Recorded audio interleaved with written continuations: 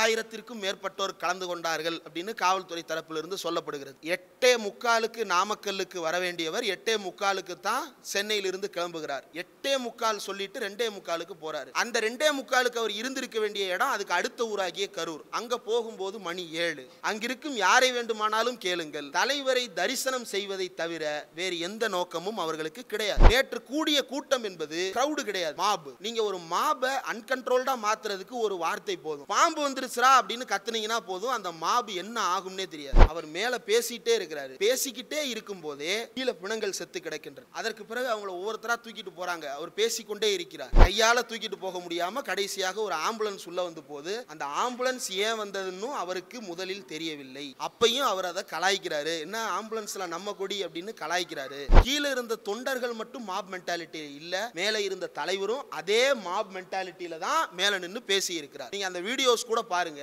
அந்த பிணங்களை சுத்தி இருக்கக்கூடிய ஒரு 4-5 பேருக்கு தான் என்ன மனுஷன் செத்து கிடக்குறான், யாரும் அந்த பக்கம் மிதிச்சிடாதீங்க, அவங்கள வெளியெடுத்துட்டு போகணும், அவங்களுக்கு உயிர் இருக்கான்னு பார்க்கணும் அப்படின்னு சுத்தி இருக்கிற ஒரு 4-5 பேர் தான் அந்த உணர்வோடு இருந்தாங்களே தவிர அதுக்கு அடுத்த லேயர்ல இருந்தவங்க கூட வேற ஒன்னாதான் இருந்தாங்க. நான் போகாதன்னு சொன்னேன், என்ன மீறி என் ஒய்ஃப் போனாப்ல. நான் போகாதன்னு சொன்னேன், என்ன மீறி என் கணவன் போனாப்ல. பிள்ளையை தூக்கிட்டு போகாதன்னு சொன்னேன், பிள்ளையை தூக்கிட்டு போனாங்க. நாங்க 2 பேரையும் போகாதன்னு சொன்னோம், நிச்சயம் பண்ணதுக்கு பிறகு 2 பேரும் போகாதீங்கன்னு சொன்னோம், 2 பேரும் போய் ஜோடியாவே செத்துட்டாங்க. இதில் அந்த தொண்டர்களை நோக்கி நாம் கேட்க வேண்டிய கேள்வி என்ன அப்படின்னா, இதை எதற்காக செய்கிறீர்கள்? கும்பல் மனநிலையோட ஒரு ரசிக வெறியோட கூட்டத்தில் போய் உயிரை விட்டதற்கு பிறகும் 39 பேர் இறந்ததற்கு பிறகும் கூட என்ன செய்கிறார்கள் என்றால், அவரை திட்டாதீங்க, அவர் பாவம் சின்ன வயசுலேயே தங்கச்சியை பறி கொடுத்தவர், இந்த 40 உயிரை பார்த்துட்டு அவர் சும்மா இருப்பாரா, அதனால வீட்டில் உட்கார்ந்து அழுகிறாரு. இதே மாதிரி நாளைக்கு சீஃப் மினிஸ்டர் சொல்லும் போது இவன்லாம் அமைதியா இருப்பானா? எங்கெல்லாம் மாப் மென்டாலிட்டி வளர்ந்ததோ அங்கெல்லாம் பாஜக அதிகாரத்தை ஆட்சியை கைப்பற்றி இருக்கிறது. சமீபத்தில் கண்ணு முன்னாடி நடந்துகிட்டு இருக்கிற உதாரணம் ஆந்திராவின் உதாரணம். பவன் கல்யாணை சுற்றி இருக்கக்கூடிய மாபை வைத்து இன்றைக்கு பாஜக ஆட்சி அதிகாரத்திற்குள் நுழைந்து விட்டது. அடுத்து பாஜக தனியாக ஆட்சி அமைப்பது ஒண்ணுதான் பாக்கி. உங்க விஜய் நான் அங்க வரேம்மா, நான் அங்க வரேம்மா, காலையில இருந்து ஓடுது அந்த பாட்டு. கேட்டா என்ன சொல்லுவான்? மக்கள் பாக்குறாங்க, நீ முதல்ல காட்டு, மத்தவன் பேசுறத காட்டினா தானே தெரியும் பாக்குறாங்களா இல்லையான்னு. ஒரு தொழிலாளருடைய போராட்டத்தை 3 நிமிட செய்தியாக பாசிங்ல போற ஒருத்தன் ஒரு நடிகருடைய பிரச்சாரத்தை 24 மணி நேரம் காட்டுகிறான் என்றால் அந்த நடிகன் எந்த வர்க்கத்திற்கு சார்பாக நடந்து கொள்ள போகிறான் என்பதை கூட புரிந்து கொள்ள முடியாமலா நாம் இருக்கிறோம். தோழர்கள் அனைவருக்கும் வணக்கம். இந்த நிகழ்ச்சி தொடங்குவதற்கு முன்னாலேயே நாம் அஞ்சலி செலுத்தியது, அனைவரும் இங்கே அஞ்சலி செலுத்தியிருந்தோம். உயிரிழந்திருக்கக்கூடிய அந்த 39 பேருக்கும், குழந்தைகள், பெண்கள், அனைத்து பாலினத்தைச் சேர்ந்தவர்களும் உயிரிழந்திருக்கிறார்கள். அவர்களுக்கு அனைவரின் சார்பாகவும் நம்முடைய அஞ்சலியை தெரிவித்துக் கொள்ள கடமைப்பட்டிருக்கிறோம். இந்த நிகழ்ச்சிக்கு முதல்ல அழைத்த போது பகத்சிங் அவர்களுடைய பிறந்த நாளை முன்னிட்டு டிஒய்எஃப்ஐ சார்பாக நடத்தப்படுகின்ற நிகழ்ச்சியில் பேச வேண்டும் என்று அழைப்பு விடுக்கப்பட்டது. முதல் முறையாக பகத்சிங் அவர்கள் தொடர்புடைய ஒரு நிகழ்ச்சிக்கு அழைக்கப்பட்டிருக்கேன் அப்படின்றது இதுதான் முதல் முறை. அதே போல் பகத்சிங் குறித்து மேலோட்டமாக சில விஷயங்கள் வாசித்திருந்தாலும் அவருடைய எழுத்துக்களையோ கருத்துக்களையோ இன்னும் ஆழமாகவும் இன்றைய சமகால அரசியலோடு பொருத்தியும் ஒரு வாசிப்பை மேற்கொள்வதற்கான ஒரு வாய்ப்பாக இந்த அழைப்பு அமைந்தது. அதற்கு டிஒய்எஃப்ஐ தோழர்களுக்கு என்னுடைய நன்றியை தெரிவித்துக் கொள்கிறேன். குறிப்பாக நேற்று நடந்த நிகழ்விலிருந்தே நாம் பல விஷயங்களை இன்றைக்கு யோசிக்க வேண்டியிருக்கிறது. இந்தியா, அதை பிறகு பேசலாம், இந்தியா எதிர்கொண்டிருக்கக்கூடிய சவால்கள், இன்றைய இந்தியா சந்திக்கின்ற சவால்கள் நாம் எல்லோருக்கும் நன்றாக தெரியும். இன்றைக்கு இந்தியாவில் யாரெல்லாம் ஒரு இடதுசாரியாக அல்லது ஜனநாயகவாதியாக இந்தியாவினுடைய அரசாங்கத்திற்கு எதிராக யாரெல்லாம் எந்த கேள்வி கேட்கிறார்களோ அவர்கள் அத்தனை பேரும் இந்திய தேசத்திற்கு எதிரானவர்கள், இந்தியாவினுடைய இறையாண்மைக்கு எதிரானவர்கள். ஊடகங்கள் கேள்வி எழுப்பினா அந்த ஊடகங்கள் இறையாண்மைக்கு எதிராக செயல்படுகின்றன. தனிநபர்கள் கேள்வி எழுப்பினா அந்த தனிநபர்கள் இறையாண்மைக்கு எதிரானவர்கள். ஆன்டி இண்டியன்ஸ், அர்பன் நக்சல்ஸ் என்று விதவிதமான முத்திரைகள் தொடர்ந்து நம் மீது குத்தப்பட்டு கொண்டே இருக்கிறது. இது இன்று உருவானது அல்ல, கடந்த 10 ஆண்டு காலமாகவே தொடர்ந்து இது ஒரு புதிய யதார்த்தம் உருவாக்கப்பட்டு கொண்டே இருக்கிறது. இந்த எல்லாவற்றுக்கும் பின்னால் இருக்கக்கூடியது ஒரு அல்ட்ரா நேஷனலிசம், ஒரு புதிய தேசியவாதம் என்கின்ற பெயரில் நாம் என்ன செய்ய வேண்டும் என்ன செய்யக்கூடாது என்கின்ற கட்டுப்பாடுகளை வரையறுக்கின்ற ஒரு கூட்டம் ஒன்று உருவாகி இருக்கிறது. குறிப்பாக ஏஜி நூரானி அவர்கள் எழுதிய ஆர்எஸ்எஸ் ஒரு அபாயம், தமிழில் தோழர் விஜயசங்கர் அவர்கள் அதை மொழிபெயர்த்து கொடுத்திருக்கிறார். அதில் ஒரு பகுதி குறிப்பிடப்பட்டிருக்கிறது. ஒரு வெளிநாட்டு ஆய்வாளர், எனக்கு உடனடியாக பெயர் நினைவுக்கு வரவில்லை, அவர் குறிப்பிடுவது என்னவென்றால், இந்த ஆர்எஸ்எஸ் காரர்கள் அல்லது இந்த சங் பரிவார கும்பல் அல்லது இந்தியாவில் இருக்கக்கூடிய இந்த பார்ப்பனியம் என்பது அதனுடைய இயல்பிலேயே பாசிசத்தன்மை கொண்டதாக இருக்கிறது. இவர்கள் ஆட்சிக்கு வந்தால் இவர்கள் என்ன செய்வார்கள் என்றே நம்மால் நினைத்து பார்க்க முடியவில்லை. இது 1960 எழுதுகிறார். இவர்கள் எதிர்காலத்தில் உண்மையிலேயே ஆட்சிக்கு வந்து பாசிஸ்டுகளாக இருப்பார்களா, ஏகாதிபத்தியத்தை நிகழ்த்துவார்களா என்பதெல்லாம் தெரியாது. ஆனால் இவர்கள் ஆட்சிக்கு வந்தால் என்ன நடக்கும் என்று நம்மால் யூகித்து கூட பார்க்க முடியாது என்று 1960களில் இங்கிலாந்திலிருந்து அந்த ஆய்வாளர் கொடுக்கிறார். அதை வந்து ஏஜி நூரானி தன்னுடைய புத்தகத்தினுடைய முகப்புரையிலேயே பதிவு செய்திருக்கிறார். அனைவரும் கட்டாயம் வாசிக்க வேண்டிய ஒரு முக்கியமான நூல்களில் அதுவும் ஒன்று. இந்தியாவை இந்த ஆர்எஸ்எஸ் எப்படி ஆட்டுவித்து கொண்டிருக்கிறது, இந்தியாவினுடைய தேர்தல்களிலிருந்து எல்லாவற்றிலும் இந்த ஆர்எஸ்எஸ் எப்படியெல்லாம் பங்காற்றி கொண்டிருக்கிறது என்று. நாம் சமீபத்தில் எதிர்கொண்டிருக்கக்கூடிய முக்கியமான ஒரு சவால் பீகாரில் நடைபெற்று கொண்டிருக்கின்ற ஸ்பெஷல் இன்டென்சிவ் ரிவிஷன் அப்படின்ற பேரில் வாக்காளர் பெயர் பட்டியலில் நடைபெற்று கொண்டிருக்கின்ற மிகப்பெரிய முறைகேடுகள். நாம் என்ன நினச்சிடறோம் அல்லது பொதுமக்கள் என்ன நினச்சிடறாங்க, இந்த வாக்காளர் பெயர் பட்டியல் திருத்தம் என்பது வேற, மோடி தேர்தலில் மோசடி செய்கிறாரு அது வேற, மோடி தேர்தலில் தவறான பரப்புரையில் ஈடுபட்டிருக்கிறார் அது வேற, ஆர்எஸ்எஸ் ஆட்சி அதிகாரத்தை கைப்பற்றி இருக்கிறது அது வேற, எல்லாமே தனித்தனியான நேர்வுகள், இது எல்லாம் வேற வேற நிகழ்வுகள், இது எல்லாவற்றையும் ஒன்றா சேர்த்து புரிஞ்சுக்கிறதா இல்லையா அப்படின்றத பற்றிய பார்வையே இல்லாதவர்களாக கருத்தளவிலேயே அனைவரும் உதிர்த்து விடப்பட்டிருக்கிறோம். ஒரு சிலர் இதில் இருக்கக்கூடிய ஒரு புள்ளியை மையப்படுத்தி பேசுவார்கள், இன்னொரு சிலர் வேறு புள்ளியை மையப்படுத்தி பேசுவார்கள். இந்த அத்தனையும் கோர்த்து புரிந்து கொள்ள வேண்டிய ஒரு அவசியமான காலகட்டத்தில் நாம் வாழ்ந்து கொண்டிருக்கிறோம். இந்தியாவினுடைய ஆட்சி அதிகாரத்தை இந்த பார்ப்பனியம் கைப்பற்றி வைத்திருக்கிறது அல்லது கைப்பற்றுகிறது, அது என்ன செய்து கொண்டிருக்கிறது அப்படின்றத நாம் தொடர்ந்து பேசும் பொழுது ஒரு குறிப்பிட்ட பிரிவினர் இதை மட்டும் பேசுவது, இன்னொரு சிலர் என்ன பண்ணுவாங்க, எஸ்ஐஆரில் இருக்கக்கூடிய அட்மினிஸ்ட்ரேட்டிவாக அதில் சில பிரச்சனைகள் இருக்குது. குறிப்பாக என்ஜிஓக்கள் எடுத்துக்கிட்டீங்க அப்படின்னா அவங்களுடைய கோரிக்கையே என்னவா இருக்கும், ஆதார் அட்டையை சேர்த்துக்குங்க, ரேஷன் அட்டையை சேர்த்துக்குங்க, அதெல்லாம் சேர்த்துக்கிட்டீங்க அப்படின்னா இந்த பிரச்சனை சரியாக போயிடும், அதெல்லாம் சேர்த்தா மட்டும் இந்த பிரச்சனை சரியாக போயிருமா? எஸ்ஐஆர்ன்றதுல நமக்கு இருக்கக்கூடிய பிரச்சனை ஆதாரை உள்ளே சேர்ப்பது மட்டும்தானா அல்லது எஸ்ஐஆர் பை இட்ஸ் நேச்சரே நமக்கு பிரச்சனையா? அப்போது அதை நாம் யோசிக்க வேண்டிய ஒரு தேவை இருக்கிறது. பகத்சிங் தன்னுடைய நீதிமன்ற வாக்குமூலங்களில் ரொம்ப முக்கியமான ஒரு குறிப்பை பதிவு செய்கிறார். அது என்ன அப்படின்னா, மோட்டிவ் என்ன அப்படின்றது ரொம்ப முக்கியம். ஒரு பாதிரியார் மத பிரச்சாரம் செய்கிறார், அவர் மத பிரச்சாரம் செய்கிறார் என்பதுதான் அவருக்கு இருக்கக்கூடிய மோட்டிவ். அந்த மோட்டிவை நீக்கிவிட்டால் அவர் பொய் பரப்புரையாளராக மாறிவிடுகிறார். ஒரு வருமான வரித்துறை அதிகாரி இருக்கிறார், அந்த அதிகாரி தன்னுடைய வேலையை செய்கிறார், அவர் வேலையை செய்வதுதான் நோக்கம் என்று நாம் கருதுகிறோம். அந்த நோக்கத்தை நீக்கிவிட்டால் அவர் செய்வதற்கு பெயர் திருட்டு. மக்களை காப்பதற்காக காவல்துறை வைத்திருக்கிறோம் என்று சொல்லுகிறோம், அரசு அப்படி சொல்லுகிறது. மக்களை காப்பது என்கின்ற நோக்கத்தை நீக்கிவிட்டால் இவர்கள் அத்தனை பேரும் கொலைகாரர்கள், திருடர்கள். இது பகத்சிங் தன்னுடைய வாக்குமூலத்தில் குறிப்பிட்டிருக்கக்கூடிய முக்கியமான பகுதி. ஏன் அதை குறிப்பிடுகிறார் என்றால், நான் குண்டு வீசினேன் என்று குற்றம் சாட்டப்படுகிறேன் என்றால் அந்த குண்டு எதற்காக வீசப்பட்டது, அந்த குண்டினால் யாராவது காயப்பட்டிருக்கிறார்களா? காந்தியடிகளின் ஒப்பந்தத்தில் ஒரு பகுதி குறிப்பிடப்படுது. என்ன, இன்றைக்கு வரைக்கும் மிகப்பெரிய சர்ச்சையாக நாம் முக்கியமாக சுட்டி காட்டுவது அதுதான். அரசியல் கைதிகள், எல்லா வகையான அரசியல் கைதிகளும் ரவுலட் சட்டத்தின் கீழ், ஒடுக்குமுறை சட்டத்தின் கீழ் யாரெல்லாம் குற்றம் சாட்டப்பட்டிருக்கிறார்களோ அவர்கள் மீதான வழக்குகள் எல்லாம் கைவிடப்பட வேண்டும் என்பது அந்த ஒப்பந்தத்தின் பகுதி. யாரை தவிர, வயலன்ஸில் ஈடுபடுறவங்களை தவிர, other than those who are involved in the violence. அப்போ எது வயலன்ஸ்? குண்டு வீசப்பட்டது வயலன்ஸ் என்றால் அந்த குண்டால் யாராவது செத்திருக்கிறார்களா, யாருக்காவது பாதிப்பு ஏற்பட்டிருக்கிறதா? யார் மீதும் போடுவதற்காக அந்த குண்டு எரியப்படவில்லை. அதனால்தான் அதை மீண்டும் மீண்டும் நாம் சுட்டி காட்டுகின்ற ஒரு வசனம் என்ன அப்படின்னா, கேளா செவிகளுக்கு கேட்கட்டும். எந்த செவிகள் எல்லாம் கேட்காமல் இருக்கின்றனவோ அந்த செவிகளுக்கெல்லாம் கேட்கட்டும் என்பதற்காக வீசப்பட்ட குண்டுதான். அந்த குண்டினுடைய சத்தம் தான் உங்களை அதிர வைக்க வேண்டும் என்பதற்காக போடப்பட்டதே தவிர வேறு நோக்கங்களுக்காக வீசப்பட்டது அல்ல. அப்படியே கட் பண்ணா ஃபிடல் காஸ்ட்ரோ அங்கே நீதிமன்றத்தில் வாதாடுகிறார். யார் தேச துரோகி? சின்ன வயதிலிருந்து எனக்கு சொல்லிக் கொடுத்தார்கள் பாடப்புத்தகத்தில், இந்த தேசத்திற்கு ஒன்றென்றால் துடித்து வா, இந்த தேசத்தை காப்பதற்காக ஓடி வா என்று எங்களுக்கெல்லாம் கற்பிக்கப்பட்டது. இந்த தேசத்துக்கு ஆபத்து வந்திருக்கிறது என்று கருதுகிறோம், அந்த ஆபத்தை நீக்குவதற்காக நான் ஓடி வந்து நிற்கிறேன், அதற்காக ஒரு வேலையை செய்கிறேன். அந்த நோக்கத்தை விட்டுவிட்டு எங்களை தேச துரோகி என்று சொல்வது சரியா? அப்படியே நீங்கள் பகத்சிங்கோடு பொருத்தி பார்க்கும் பொழுது எல்லா காலகட்டங்களிலும் இந்த சர்வாதிகாரிகளையும் இந்த பாசிஸ்டுகளையும் இந்த ஏகாதிபத்தியவாதிகளையும் எதிர்த்து போராடி இருக்கின்ற ஒவ்வொரு புரட்சியாளரும் முன்வைத்தது இந்த தேசத்திற்கான உண்மையான விடுதலை என்பது. பகத்சிங் அவர்கள் அன்றைக்கு பேசிய அந்த வாக்குமூலத்தை இன்றைக்கு நாம் குறிப்பிட வேண்டிய அவசியம் என்ன அப்படின்னா, எஸ்ஐஆர்னு ஒன்று கொண்டு வந்திருக்கிறானே, இதற்கு அவன் சொல்லுகின்ற நோக்கம் என்ன? வெளிநாட்டுக்காரர்கள் இந்தியாவிற்குள் ஊடுருவி விட்டார்கள் என்பது அவர்கள் சொல்லுகின்ற ஒரு சர்ச்சைக்குரிய ஒரு பகுதி.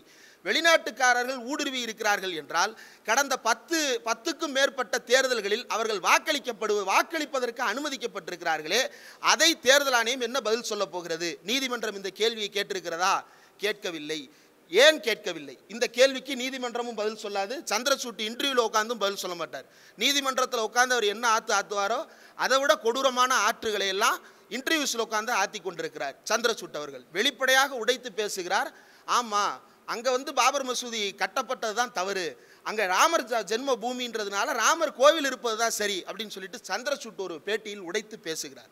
அப்போ நீதிபதிகள் இதன் மூலமாக நமக்கு தெரிவிப்பது என்னவென்றால், we are not just giving sentences, we are always convinced by the state. நாங்கள் எப்போதும் இந்த அரசு, இந்த ஏகாதிபத்தியத்தின் கருவி, இந்த பார்ப்பன ஏகாதிபத்தியம் என்ன சொல்ல விரும்புகிறதோ அதற்கு உடந்தையானவர்களாக இருக்கிறோம் என்பதை தவிர சந்திரசூட்டினுடைய வாக்குமூலத்திலிருந்து நாம் வேறு என்னத்தை புரிஞ்சுக்கிறது அப்படின்றத சந்திரசூட் இன்னொரு பேட்டியில் உட்கார்ந்து விளக்கம் சொல்லட்டும். அந்த விளக்கத்தை கேட்டுட்டு நம்ம மறுபடியும் பேசுவோம். இந்த எஸ்ஐஆர் என்ற ப்ராசஸ் அடிப்படையிலேயே பிழையானதாக இருக்கிறது. அடுத்ததாக ராகுல் காந்தி உள்ளிட்ட அத்தனை பேரும் சுட்டிக்காட்டி கொண்டிருக்கக்கூடிய தொடர்ச்சியான நிகழ்வுகள் இந்த ஓட்சோரி என்பது. எஸ்ஐஆர் என்பது ஒரு வகையான வாக்கு திருட்டு என்றால், இதற்கு பின்னால், இதற்கு முன்னால் இன்னும் பல வேலைகள் தொடர்ந்து நடைபெற்று இருக்கின்றன. குறிப்பாக ஒரு மாநிலத்தினுடைய ஒரு குறிப்பிட்ட இடத்தில் இருக்கக்கூடிய வாக்காளர்களுடைய பெயர்கள் எல்லாம் பட்டியலிலிருந்து திடீரென்று நீக்கப்படுகின்றன, திடீரென்று சேர்க்கப்படுகின்றன. ஒருவருடைய பேர் நீக்கப்படுவதற்கும் சேர்க்கப்படுவதற்கும் என்ன வழிமுறை? யார் வேணாலும் ரிப்போர்ட் பண்ணலாம். என் பக்கத்து வீட்டில் ஒருத்தர் செத்து போயிட்டாருன்னா, அவர் செத்து போயிட்டாரு, அவரை பட்டியலிருந்து நீக்குங்கன்னு நான் கூட எழுதி கொடுக்கலாம். அவர் ஊரை காலி பண்ணிட்டு போயிட்டாரு, அவர் பேரை நீக்குங்கன்னு நான் கூட எழுதி கொடுக்கலாம். அப்படி எழுதி கொடுப்பதற்கு எனக்கு தெரிஞ்சிருக்கணும்ல, எனக்கு தெரிஞ்சாதான் நான் எழுதி கொடுக்க முடியும். எனக்கே தெரியாமல் என்னுடைய ஃபோன் நம்பரை பயன்படுத்தி இணைய வழியில் என் பக்கத்து வீட்டுக்காரனுடைய அல்லது எனக்கு யாருனே தெரியாது என்னுடைய தொகுதியில் இருக்கக்கூடிய இன்னொருத்தருடைய வாக்கை நீக்குவதற்கு 36 செகண்டில் 14 பெட்டிஷன் சப்மிட் பண்ணப்பட்டிருக்கு அப்படின்னா இது எப்படி நடந்தது என்கின்ற கேள்விக்கு தேர்தல் ஆணையம் இப்போது வரைக்கும் பதில் சொல்லவில்லை. இந்த ஓட்சோரி ஒரு பக்கம் என்றால், நாடாளுமன்றத்தில் நிறைவேற்றப்பட்டிருக்கின்ற சட்டங்கள் இப்போ 2024 தேர்தல் முடிந்ததற்கு பிறகு மோடி அரசு இப்போ நடுநிலையாளர்கள் என்ன மாதிரி உருட்ட ஆரம்பிச்சிட்டாங்க அப்படின்னா, மோடி இப்போ நிதானமாக செயல்படுகிறார், முன்பு போல அவசர கதியில் சட்டங்களை நிறைவேற்றுவதில்லை அப்படின்னு சொல்லிட்டு ஒரு பூச்சு பூசி அவரை பாராட்டுகின்ற தொனியில் அவர் எப்படி செயல்படுகிறார் தெரியுமா? இப்போது முன்பு போல இல்லை பார்த்தீர்களா, அவர்களுக்கு புரிந்திருக்கிறது இந்தியாவை எப்படி கையாள வேண்டும் என்று. ஆம், அவர்களுக்கு புரிந்திருக்கிறது இந்தியாவை கையாளுவதற்கல்ல, இந்தியாவை ஏமாற்றுவது எப்படி என்று அவர்கள் புரிந்து வைத்திருக்கிறார்கள்.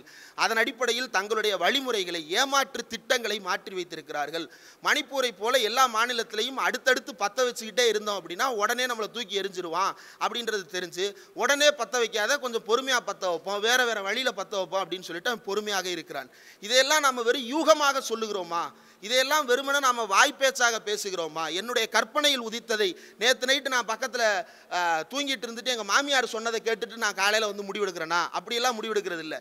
ஆர்எஸ்எஸ்னுடைய வரலாறு என்னவாக இருக்கிறது, ஆர்எஸ்எஸ்னுடைய செயல் திட்டம் என்னவாக இருக்கிறது, அவர்களுடைய செயல் திட்டத்தின் அடிப்படையில் அவர்கள் இதுவரை செயல்படுத்தியவை என்னவாக இருக்கிறது. ஆர்எஸ்எஸ் தோற்றுவிக்கப்பட்ட காலத்திலிருந்து சமீபத்தில் வரைக்கும் இந்தியாவினுடைய தேசிய கொடியை ஏற்றுக்கொள்ளாத ஒரு அமைப்பாக அந்த அமைப்பு இருக்கிறது. இந்தியாவில் பதிவு செய்யாமல் இயங்குகின்ற ஒரு அமைப்பாக அந்த அமைப்பு இருக்கிறது. இந்தியாவில் எந்த விதமான வருமான சட்டங்களுக்கு உள்ளேயும் அடங்காத ஒரு அமைப்பாக அந்த அமைப்பு இருக்கிறது. இந்த அமைப்பு இந்தியாவினுடைய ஆலயங்களை திருடுவது தன்னுடைய சுயநலத்திற்காகவும், தன்னுடைய வர்க்க நலனுக்காகவும், தன்னுடைய சாதிய நலனுக்காகவும் என்று தொடர்ந்து சுட்டிக்காட்டி கொண்டிருக்கிறோம். அதற்கு உதாரணம் கேட்கிறார்கள். டெல்லியில் ஆர்எஸ்எஸ்னுடைய அலுவலகம் திறக்கப்பட்டிருக்கிறது கேசவ் கஞ்ச் என்கின்ற பெயரில். அந்த அலுவலகத்திற்கு நிதி எப்படி திரட்டப்பட்டது, அவ்வளவு பெரிய நிலம் எப்படி வாங்கப்பட்டது, அந்த நிலம் எப்போது வாங்கப்பட்டதுன்னா இந்தியா சுதந்திரம் அடைவதற்கு 2 வாரங்களுக்கு முன்னால் MS கோல்வால்கர் என்கின்ற ஆர்எஸ்எஸ்னுடைய 2வது தலைவருக்கு பெயர் மாற்றி கொடுக்கப்பட்டது.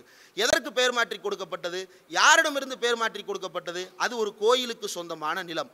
அந்த கோயிலுக்கு சொந்தமான நிலத்தை பராமரிக்க போகிறார் கோல்வால்கர் என்று அந்த கோயிலுடைய நிர்வாகிகள், ட்ரஸ்டிகள் சேர்ந்து கோல்வால்கரின் பெயருக்கு அந்த கோயில் நிலத்தை எழுதி வைக்கிறாங்க. எத்தனை வருஷத்துக்கு? 99 வருஷத்துக்கு எழுதி வைக்கிறாங்க. பல 100 ஏக்கரை எழுதி வைக்கிறார்கள். அந்த நோக்கத்திற்கு கோல்வால்கர் செயல்பட்டாரா? கிடையாது. திடீரென்று கோல்வால்கர் பெயருக்கு அவர்கள் எழுதி கொடுத்த அந்த இடம் வேறு ஒரு ட்ரஸ்ட்டுக்கு மாறுகிறது.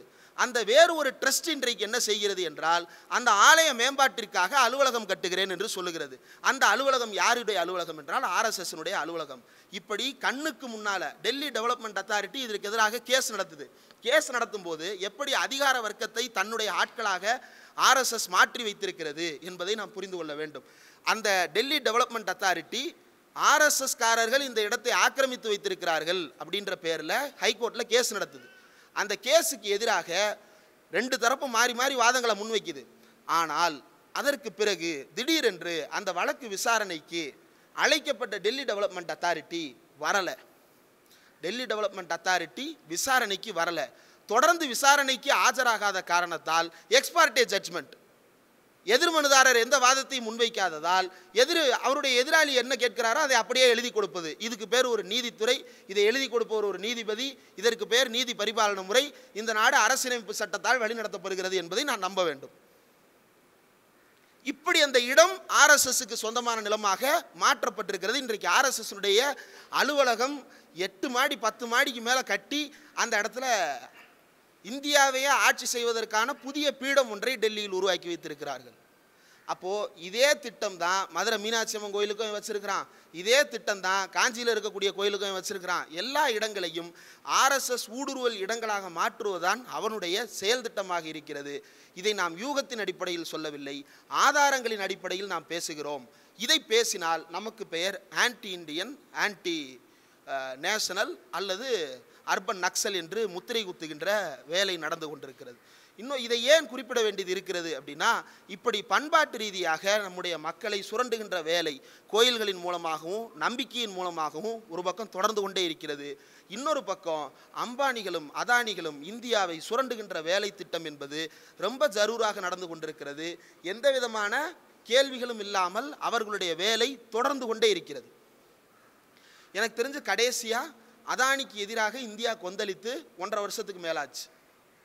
செய்தியிலையும் சரி, ட்விட்டர்லையும் சரி, எல்லாவற்றிலும் சரி. அவங்க என்ன பண்ணுறான், நம்ம ஓவரால் லைம்லைட்டுக்கு வந்தால் போட்டு அடிக்கிறாங்களா, கொஞ்சம் பேக் ஸ்டேஜ் போயிட்டு வழக்கம் போல் டெண்டர்ஸை கண்டினியூ பண்ணுவோம். இப்போதும் இந்தியாவின் டெண்டர்கள் அதானி கைகளுக்குத்தான். இப்போதும் இந்தியாவினுடைய கனிம வள கொள்ளையடிக்கக்கூடிய டெண்டர்கள் அதானிகளுக்கும் அம்பானிகளுக்கும் தான். எல்லா டெண்டர்களும் அவர்களுடைய பெயர்களிலேயோ அவர்களுடைய சொந்தக்காரர்களின் பெயர்களிலேயோ தொடர்ந்து மாற்றப்பட்டு கொண்டே தான் இருக்கிறது. ஆனால் இதையெல்லாம் பேசுவதில் நமக்கு ஒரு ஃபெட்டிக், நமக்கு ஒரு சோர்வு வந்துருச்சு. எவ்வளவு நாள் சார் ஒரே அதானியை போட்டு அடிக்கிறது அப்படின்னு சொல்லிட்டு நாம் வேற ஏதாவது புதுசாக வரட்டும் அப்புறம் பார்த்துக்கிறலாம், அல்லது அதானியை வேற ஏதாவது ஊழல் பண்ணட்டும், ஏற்கனவே பண்ண ஊழலுக்கே அவன் இன்னும் பதில் சொல்லலையே, அவனை ரெஸ்பான்சிபிலிட்டி எடுத்து நிப்பாட்டி வச்சு கேள்வி கேட்க வேண்டியது நம்முடைய பொறுப்பா இல்லையா? அதை செய்திருக்கக்கூடிய அரசாங்கத்தை கேள்வி கேட்க வேண்டியது நம்முடைய பொறுப்பா இல்லையா?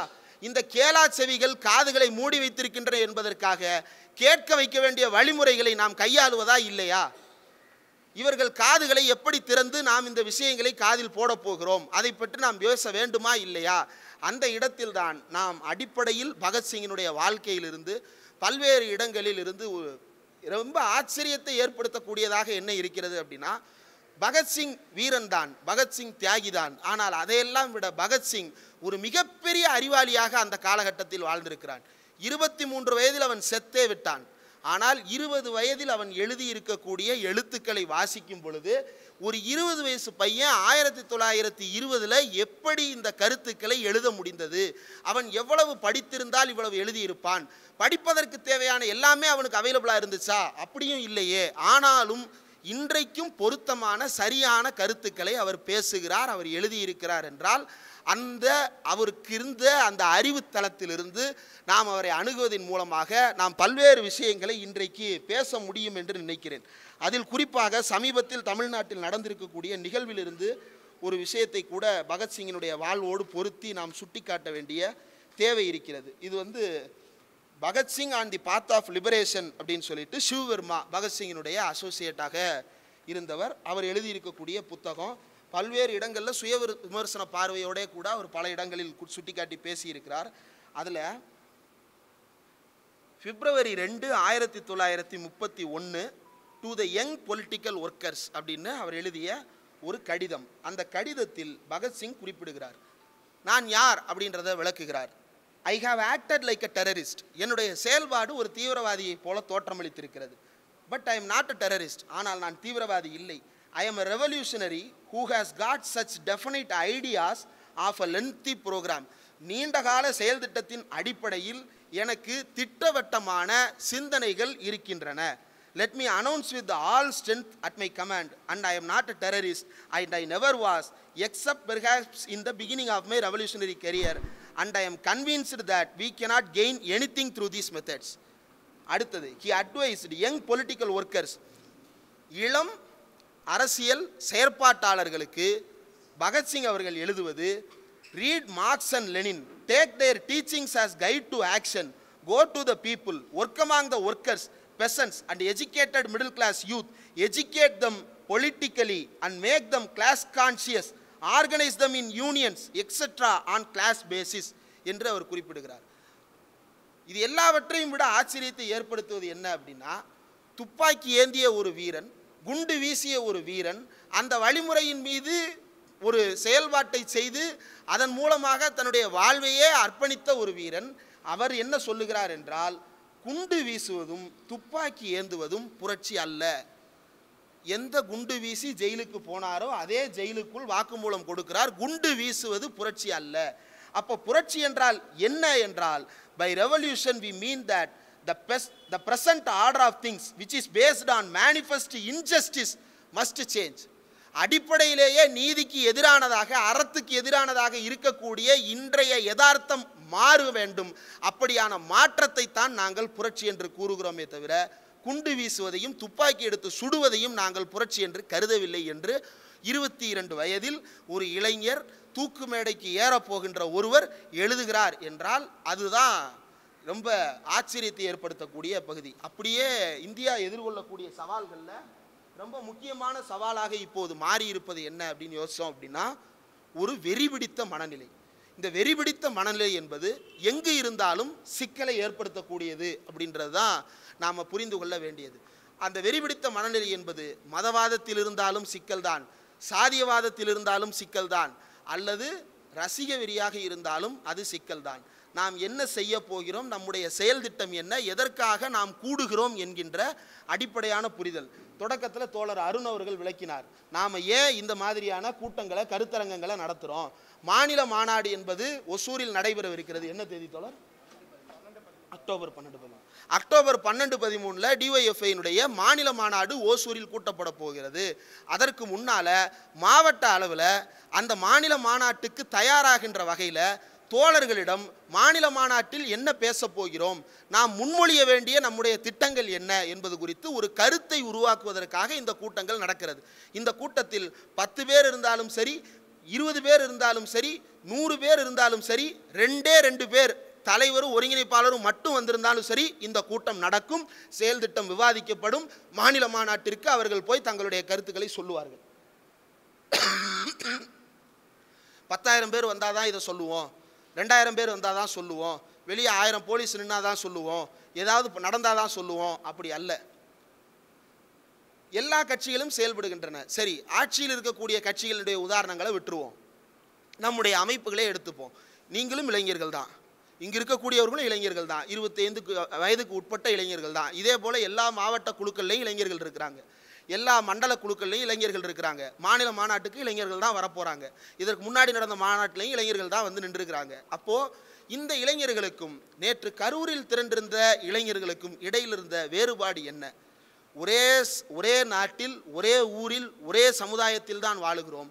அதே ஊரில் இந்த 2 பெர்ஸ்பெக்டிவ்ஸும் இருக்கே, இந்த 2 விதமான செயல்பாடுகளும் இருக்கே, இந்த 2ஐயும் எப்படி பொருத்தி புரிந்து கொள்வது என்று நாம் யோசிக்க வேண்டும். அந்த 2ஐயும் புரிந்து கொள்ளும் பொழுதுதான் நாம் நம்முடைய செயல் திட்டத்தை எப்படி வகுத்து கொள்ள முடியும் என்பதை நாம் தெளிவாக புரிந்து கொள்ள முடியும். காரணம் என்ன அப்படின்னா, இந்த ரசிக வெறியில் என்ன நடந்திருக்கிறது என்பதை யோசித்து பாருங்கள். நேற்றைக்கு கிட்டத்தட்ட 30,000த்திற்கும் மேற்பட்டோர் கலந்து கொண்டார்கள் அப்படின்னு காவல்துறை தரப்பிலிருந்து சொல்லப்படுகிறது. அவர்கள் அத்தனை பேருக்கும் உணவு இல்லாமல், சாப்பிடுவதற்கு சாப்பாடு இல்லாமல், தண்ணீர் இல்லாமல், கிட்டத்தட்ட காலையில் 8:45 நாமக்கல்லுக்கு வர வேண்டியவர் 8:45 தான் சென்னையிலிருந்து கிளம்புகிறார். அங்கே போகும்போது மணி 12 மணிக்கு அவர் 12 மணிக்கு இறங்கிடுறாரு திருச்சியில் இறங்கி. அதுக்கப்புறம் நாமக்கல்லுக்கு போய் சேரும்போது மணி 2:45. 8:45 சொல்லிட்டு 2:45க்கு போறாரு. அந்த 2:45க்கு அவர் இருந்திருக்க வேண்டிய இடம் அதுக்கு அடுத்த ஊராகிய கரூர். அங்க போகும்போது மணி 7. இவ்வளவு நேரம் அந்த தொண்டர்கள் காத்திருக்கிறார்கள். சரி, தொண்டர்கள் காத்திருக்கிறதுல பிரச்சனை இல்லைன்னே வச்சுப்போம். அந்த தொண்டர்கள் காத்திருப்பதற்கு ஒரு அர்த்தம் வேணும். அந்த தொண்டர்கள் எதற்காக காத்திருந்தார்கள், அந்த தொண்டர்கள் என்ன நோக்கத்தோடு அங்கு காத்திருந்தார்கள், என்ன செய்வதற்காக அங்கு காத்திருந்தார்கள் என்ற அடிப்படை வேணும். அங்கிருக்கும் யாரை வேண்டுமானாலும் கேளுங்கள், தலைவரை தரிசனம் செய்வதை தவிர வேறு எந்த நோக்கமும் அவர்களுக்கு கிடையாது. ஆனால் அவர்கள் சொல்லிக்கொள்வது நாங்கள் தான் தமிழ்நாட்டின் எதிர்காலம். இப்படிப்பட்ட எதிர்காலம் தமிழ்நாட்டிற்கு வந்து சேரும் என்றால் அந்த எதிர்காலத்தில் எப்படி வாழப்போகிறோம் என்பது எனக்கு அச்சமாக இருக்கிறது. இதை பார்க்கின்ற மக்களுக்கும் அதே அச்ச உணர்வு தான் வரும்னு நான் நம்புகிறேன். திமுகவினுடைய முப்பெரும் விழாவில் அங்கே போய் கவரேஜுக்கு போகிறோம், அங்கே போய் இருக்கிற தொண்டர்கள்ட்டையும் பேசுகிறோம். திமுகவோ அதிமுகவோ காங்கிரஸோ வழமையான கட்சிகள் எல்லாவற்றிலும் இருக்கக்கூடிய பெரும்பான்மையானோருடைய நோக்கம் என்ன, அரசியல் அதிகாரத்திற்கு வருவது தான் அவர்களுடைய நோக்கமாக இருக்கும். ஆனால் அப்படிப்பட்ட கூட்டத்தில் கூட எங்களுக்கு சுயமரியாதை உணர்வு இருக்கிறது, நாங்கள் திராவிட இயக்க உணர்வோடு இங்கு வந்திருக்கிறோம், எங்கள் மீது ஒன்றிய அரசு செய்கின்ற சர்வாதிகாரத்தை நாங்கள் ஏற்றுக்கொள்ள மாட்டோம், இந்த பாசிசத்தை விட்டு வைக்க மாட்டோம், இந்தி திணிப்பை எதிர்ப்போம், ஏதோ ஒரு 10 கருத்துக்களை அவர்கள் சொல்லுகிறார்கள். நீங்கள் அதிமுக கேடர்ஸ்டையும் போய் அங்கே இருக்கக்கூடிய 100 பேரை கொஞ்சம் அலசி எடுத்து கேள்வி கேட்டு சல்லடை போட்டிங்க அப்படின்னா இது போன்ற ஏதோ ஒரு கருத்துக்கள் வந்து சேரும், காங்கிரஸில் வந்து சேரும். ஏன் பிஜேபியிடம் கேட்டால் கூட அவன் ஏதோ ஒரு சங்பரிவார கருத்தை கொண்டு வந்து சொல்லுவான். ஆனால் நேற்று திரண்டிருந்த அந்த கூட்டம் என்பது முழுக்க முழுக்க தான் எதற்காக இங்கு வந்திருக்கிறேன் என்று அவருக்கும் தெரியாது, இவரை ஏன் இங்கே கூப்பிட்டிருக்கேன்னு வந்து பேச போகிறவருக்கும் தெரியாது. அதுதான் அங்கிருந்து மிகப்பெரிய பிரச்சனை. நேற்று கூடிய கூட்டம் என்பது க்ரௌடு கிடையாது, மாபு. மாபு என்பதற்கு ஒரு திட்டவட்டமான நோக்கம் இருக்காது. மாபு என்பதனுடைய செயல் திட்டமே என்னவாக இருக்கும் அப்படின்னா, நீங்கள் ஒரு மாபை அன்கண்ட்ரோல்டாக மாற்றுறதுக்கு ஒரு வார்த்தை போதும். பாம்பு வந்துருச்சுரா அப்படின்னு கத்துனீங்கன்னா போதும், அந்த மாபு என்ன ஆகும்னே தெரியாது, எந்த திசைக்கு ஓடும்னே தெரியாது. அவர் மேலே பேசிக்கிட்டே இருக்கிறாரு, பேசிக்கிட்டே இருக்கும்போதே கீழே பிணங்கள் செத்து கிடக்கின்றன. பேசிக்கிட்டே இருக்கிறாங்க, கீழே 4 பேர் மிதிபட்டு கிடக்கிறாங்க, ஆண் பெண் ஒருத்தர் மேலே ஒருத்தர் விழுந்து மிதிபட்டு கிடக்கிறார்கள். அதற்கு பிறகு அவங்கள ஒவ்வொருத்தராக தூக்கிட்டு போகிறாங்க. அவர் பேசிக்கொண்டே இருக்கிறார், பேசிக்கொண்டே இருக்கிறார். பிணங்கள் ஒவ்வொன்றாக கொண்டு போகப்படுகின்றன. கையால் தூக்கிட்டு போக முடியாமல் கடைசியாக ஒரு ஆம்புலன்ஸ் உள்ளே வந்து போகுது. அந்த ஆம்புலன்ஸ் ஏன் வந்ததுன்னு அவருக்கு முதலில் தெரியவில்லை. என்ன ஆம்புலன்ஸில் நம்ம கொடி கட்டியிருக்கு அப்படின்னு கொஞ்சம் யோசிச்சு பார்க்குறாரு. அப்பையும் அவர் அதை கலாய்க்கிறாரு, என்ன ஆம்புலன்ஸில் நம்ம கொடி அப்படின்னு கலாய்க்கிறாரு. நம்ம ஆம்புலன்ஸே நம்ம கூட்டத்துக்குள்ளே போகுதுன்னா அங்கே வேறு ஏதோ பெரிய பிரச்சனை நடந்திருக்குன்றது அவருக்கா தோணலை. கீழே போய், கீழேனா கீழே இல்லை, மேடையிலேருந்து கீழே திரும்பி பார்க்குறாரு. கீழே இருக்கக்கூடிய மீதி 2 நிர்வாகிகள் ஏதோ சொல்கிறாங்க, அதற்கப்புறம் கொஞ்சம் சுதாரிச்சுக்கிறாரு. இதுதான் நடந்தது. அப்போது கீழே இருந்த தொண்டர்கள் மட்டும் மாப் மென்டாலிட்டி இல்லை, மேலே இருந்த தலைவரும் அதே மாப் மென்டாலிட்டியில் தான் மேலே நின்று பேசியிருக்கிறார். அதனால தான் கீழே என்ன நடக்குதுன்றதை அவரால் புரிஞ்சிக்க முடியலை. நீங்கள் அந்த வீடியோஸ் கூட பாருங்கள், அந்த பேசிக்கிட்டு இருக்கும்போதே கீழே வந்து செத்து கிடக்கிறாங்க, அந்த வீடியோஸை பாருங்கள். அந்த பிணங்களை சுற்றி இருக்கக்கூடிய ஒரு 4-5 பேருக்கு தான் இங்கே மனுஷன் செத்து கிடக்கிறான், யாரும் அந்த பக்கம் மிதிச்சிடாதீங்க, அவங்கள வெளியே எடுத்துகிட்டு போகணும், அவங்களுக்கு உயிர் இருக்கான்னு பார்க்கணும் அப்படின்னு சுற்றி இருக்கிற ஒரு 4-5 பேர் தான் அந்த உணர்வோடு இருந்தாங்களே தவிர அதுக்கு அடுத்த லேயரில் இருந்தவங்க கூட வேற ஒன்றா தான் இருந்தாங்க. இந்த மாப் எதை செய்யக்கூடியது அல்லது இந்த மாப் யாருக்கு சாதகமானதாக மாறக்கூடியது என்பது தான் நாம் யோசித்து பார்க்க வேண்டியது. இந்த மாப் எப்போதுமே உணர்ச்சி வயப்பட்டதாகவோ அல்லது ஏதோ ஒன்றை காரணம் காட்டி கட்டவிழ்த்து விடப்பட்டதாகவோ மாறுமே தவிர ஒரு குறிப்பிட்ட செயல் திட்டத்தை நோக்கி அல்லது ஒரு குறிப்பிட்ட திட்டவட்டமான நடவடிக்கையை நோக்கி இந்த கூட்டத்தை நகர்த்த முடியுமா என்றால் முடியாது. அப்படி முடிந்திருக்கும் என்றால் மரத்தில் ஏறாதே என்று சொன்னதற்கு பிறகு யாரும் ஏறி இருக்க மாட்டார்கள்.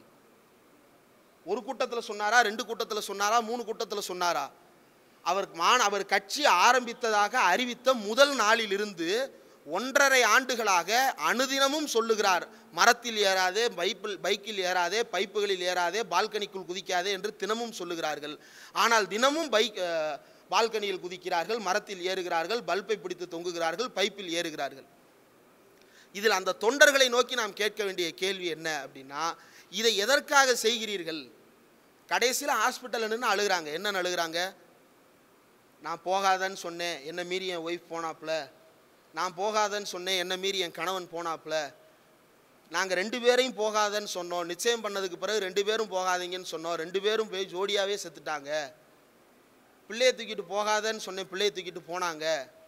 அப்போ யாரோ ஒருத்தர் ஏதோ ஒன்று சொல்கிறாரு, போகாத, இங்கே ஏதோ பிரச்சனையாக இருக்குது அப்படின்றது. அப்போது எந்த கூட்டம் எந்த விதமான கட்டுப்பாடும் இல்லாமல் அங்கு போய் திரண்டிருந்ததோ, அதே கூட்டத்திற்கு பின்னால் வீட்டிலேயோ அல்லது எங்கேயோ ஒரு இடத்தில் இது சரியாக இல்லை என்று சுட்டி காட்டுகின்ற யாரோ ஒருத்தன் எல்லா இடத்துலையும் சுற்றி உட்காந்துட்டே தான் இருக்கிறான். அவன் ஏதோ ஒரு வேலையை செஞ்சுட்டே தான் இருக்கிறான். அப்போ இதில் எது தமிழ்நாடு அல்லது எது நாம் கவனிக்க வேண்டிய கூட்டம்? இந்த கூட்டங்களை நாம் எப்படி வழிநடத்த போகிறோம்? அதுதான் நமக்கு இருக்கக்கூடிய மிகப்பெரிய சவால்களில் ஒன்று. ஏன் அப்படின்னா, இந்தியா முழுக்க ஒவ்வொரு மாநிலத்தையும் எடுத்து பாருங்கள். எந்தெந்த மாநிலங்களிலெல்லாம் பாஜக ஆட்சி அமைத்திருக்கிறதோ அந்த மாநிலங்களிலெல்லாம் இந்த கும்பல் மனநிலை என்பது அல்லது கும்பல் கலாச்சாரம் என்பது தொடர்கதையாக மாறியிருக்கிறது. குஜராத்தில் பாஜகவும் RSSம் இவ்வளவு ஆழமாக காலூன்றியதற்கு பின்னால் அவர்கள் நடத்திய கும்பல் படுகொலைகள் தான் காரணம். மகாராஷ்டிராவில் பாஜக செய்யாட்டினாலும் பாஜக ஒரு பக்கம் செய்யட்டும், நானே செய்கிறேன் என்று கடந்த காலத்தில் சிவசேனா அந்த கும்பல் மனநிலையோடு நடந்து கொண்டது முக்கியமான காரணம். கர்நாடகாவில் இதே கும்பல் மனநிலை காரணம். பலருக்கு சம்பவங்கள் தெரியாமல் இருக்கலாம். தி நியூ பிஜேபி என்று ஒரு புத்தகம் இருக்கிறது, நளின் மேத்தா என்ற நபர் எழுதியிருக்கிறார். அதில் த சதன் மாடல் என்று குறிப்பிடப்பட்டிருக்கிறது. கேட்வே ஆஃப் சவுத், அதாவது பாஜகவின் தென்னக நுழைவாயில் என்று கர்நாடகாவை குறிப்பிடுகிறார்கள். அதில் அவர்கள் குறிப்பிட்டிருப்பது, கர்நாடகாவில் ஒரு இஸ்லாமிய சமுதாயத்திற்கு சொந்தமான ஒரு நிலம் இருக்கிறது. அந்த நிலத்தில் அவர்கள் தொழுகை நடத்துவது வருடத்திற்கு 2 நாட்கள் தான். மீதி எல்லா நாட்களும் எப்படி மதுரை மீனாட்சி அம்மன் கோயில் தெப்பக்குளத்தில் எல்லா பேரும் போய், மீனாட்சி அம்மன் கோயில் தெப்பக்குளம்ன்ற பாருங்கள், மதுரையில் இருக்கக்கூடிய வண்டியூர் மாரியம்மன் கோயில் தெப்பக்குளத்தில் போய் எல்லா பேரும் கிரிக்கெட் விளாடுவானோ அதே மாதிரி அந்த மைதானத்தில் எல்லாம் கிரிக்கெட் விளாண்டுட்டு ஜாலியாக இருந்திருக்கிறாங்க. பாஜக காரன் போகிறான், RSS காரன் போகிறான், நான் கொடியேற்ற போகிறேன்னு சொல்கிறான். என்ன கொடி? நான் தேசிய கொடியேற்ற போகிறேன். தேசிய கொடியை நானே ஏற்றிக்கிறேன், நீ எதுக்கு ஏற்றுற? அது ஏன் என் இடத்துல வந்து ஏற்றுற? போய் உன் இடத்துல ஏற்ற வேண்டியதானு அவங்க கேட்குறாங்க. இப்போ வடிவேலு சொம்பக்கானோ அல்லது வடிவேலு சொம்பு கேட்டார்ன்ற கதையாக பாஜக காரர்கள் கேட்டதற்கு பிறகும் கூட இஸ்லாமியர்கள் தேசிய கொடியை ஏற்ற மறுத்து விட்டார்கள் என்று பிரச்சாரம் செய்து அந்த இடத்தில் மிகப்பெரிய கலவரம் செய்து டெபாசிட் கூட தேராமல் இருந்த பாஜக அதே தொகுதியில் இந்த சம்பவம் நடந்த 2வது தேர்தலில் வெற்றி பெற்றுவிட்டது. இது மட்டுமல்ல, இதே போல பல்வேறு உதாரணங்கள் மத ரீதியான உணர்வுகளை புண்படுத்தி என்றால் சமாதானமாக இருக்கணும்னு நினைக்கிறவனுடைய உணர்வையும் புண்படுத்துகிறான், சிறுபான்மையினருடைய உணர்வையும் புண்படுத்துகிறான். அவன் தான் உண்மையிலேயே மத உணர்வுகளை புண்படுத்துகிறான் பாஜகக்காரன். அவன் அந்த உணர்வுகளை சீண்டிவிட்டு தூண்டிவிட்டு அங்கு ஆட்சியை பிடித்திருக்கிறான். எங்கெல்லாம் மாப் மென்டாலிட்டி வளர்ந்திருக்கிறதோ, கோவாவில் இதே மாப் மென்டாலிட்டியை வளர்த்தார்கள். எங்கெல்லாம் மாப் மென்டாலிட்டி வளர்ந்ததோ அங்கெல்லாம் பாஜக அதிகாரத்தை, ஆட்சியை கைப்பற்றி இருக்கிறது. சமீபத்தில் கண்ணு முன்னாடி நடந்துகிட்டு இருக்கிற உதாரணம் ஆந்திராவின் உதாரணம். பவன் கல்யாணை சுற்றி இருக்கக்கூடிய மாபை வைத்து இன்றைக்கு பாஜக ஆட்சி அதிகாரத்திற்குள் நுழைந்து விட்டது. அடுத்து பாஜக தனியாக ஆட்சி அமைப்பது ஒன்றுதான் பாக்கி. பீகாரில் அங்கு இருக்கக்கூடிய நிலக்கிழார்கள், அங்கு இருக்கக்கூடிய பண்ணையார்களை பயன்படுத்தி அங்கு இருக்கக்கூடிய மிகப்பெரிய சாதிக்காரர்கள் என்று தங்களை சொல்லிக்கொள்ளக்கூடிய ஆண்ட பரம்பரை வெறியை ஊட்டி அவர்களின் மூலமாக தொழிலாளர்களின் மீது பெரிய தாக்குதல்களையும் கும்பல் படுகொலைகளையும் நிகழ்த்தி இன்றைக்கு நிதிஷ்குமாரை விட அதிக பெர்சன்டேஜும் அதிக சீட்டும் யார் வச்சிருக்கிறா? பாஜக வச்சிருக்குது. எங்கெல்லாம் கும்பல் மனநிலை வளர்ந்திருக்கிறதோ அங்கெல்லாம் பாஜக வளர்ந்திருக்கிறது. அது அவனுடைய சொந்த கும்பலாகத்தான் இருக்க வேண்டும் என்ற எந்த அவசியமும் கிடையாது. மகாராஷ்டிராவில் அவனுடைய சொந்த கும்பல் இல்லை. சிவசேனாவினுடைய கும்பல் அவனுடைய கும்பலாக மாறியது. நிதிஷ்குமாரினுடைய கும்பல் அவனுடைய கும்பலாக பீகாரில் மாறியது. பவன் கல்யாணின் கும்பல் அவனுடைய கும்பலாக ஆந்திராவில் மாறிக்கொண்டிருக்கிறது. எங்கெல்லாம் கும்பல் முளைக்கிறதோ அங்கெல்லாம் பாஜக வேரூன்றி இருக்கிறது. தமிழ்நாட்டில் அப்படியான கும்பல் இதற்கு முன்னால் இல்லாமல் இருந்தது. அதிமுக காரர்கள் அப்படியான அரசியல் புரிதலோடு இருக்கிறார்கள், திமுக இப்படியான அரசியல் புரிதலோடு இருக்கிறது, காங்கிரஸ் வேறு ஒரு அரசியல் புரிதலோடு இருக்கிறது என்று சொன்னாலும் கூட இந்த அத்தனை பேருக்கும் இடையில் ஒரு பொது மனசாட்சி என்கின்ற ஒரு உணர்வை நாம் கடந்த காலத்தில் பார்த்திருக்கிறோம்.